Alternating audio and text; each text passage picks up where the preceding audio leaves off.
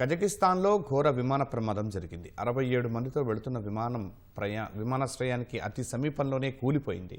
ఈ ఘటనలో 30 మందికి పైగా మృతి చెందారు. అజర్బైజాన్ నుంచి రష్యాలోని చెచెన్యాకు విమానం వెళ్లాల్సి ఉన్నప్పటికీ పొగమంచు భారీగా ఉండటంతో కజకిస్తాన్కు దారి మళ్లించారు. అయితే ఈసారి మృత్యువు పొగమంచు నుంచి పక్షుల రూపంలోకి మారి విమానానికి అడ్డు తగిలింది. స్టీరింగ్ సమస్య తలెత్తి నియంత్రణ కోల్పోవడంతో భూమిపై విమానం కూలిపోయింది.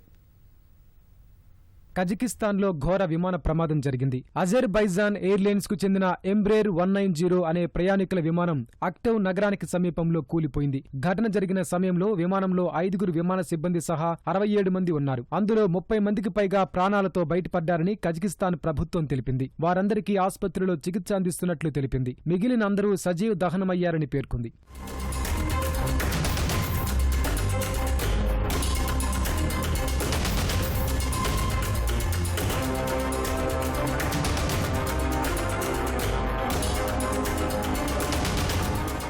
అజర్బైజాన్ రాజధాని బాకు నుంచి రష్యాలోని చెచెన్యాకు విమానం వెళ్లాల్సి ఉంది. అయితే పొగమంచు కారణంగా దాన్ని కజకిస్తాన్కు దారి మళ్లించారు. ఈ క్రమంలో ఓ పక్షి గుంపును విమానం ఢీకొట్టింది. అక్టౌ నగర విమానాశ్రయంలో అత్యవసర ల్యాండింగ్ చేయాలని పైలట్లు యత్నించారు. విమానాశ్రయ అధికారులకు సమాచారమిచ్చి ఆకాశంలో విమానాన్ని పలు రౌండ్లు తిప్పారు. మరోవైపు విమానంలో జీపీఎస్ సిగ్నల్స్ జామింగ్ సమస్య కూడా తలెత్తినట్లు విమాన రాకపోకలను ట్రాకింగ్ చేసే ఫ్లైట్ రాడార్ 24 సంస్థ తెలిపింది. ఫలితంగా ఏడీఎస్ బి డేటా ప్రభావితమైందని పేర్కొంది. ఆ ప్రాంతంలో గతంలో జీపీఎస్ సిగ్నల్స్ ను రష్యా జామ్ చేసినట్లు ఆరోపణలున్నాయి.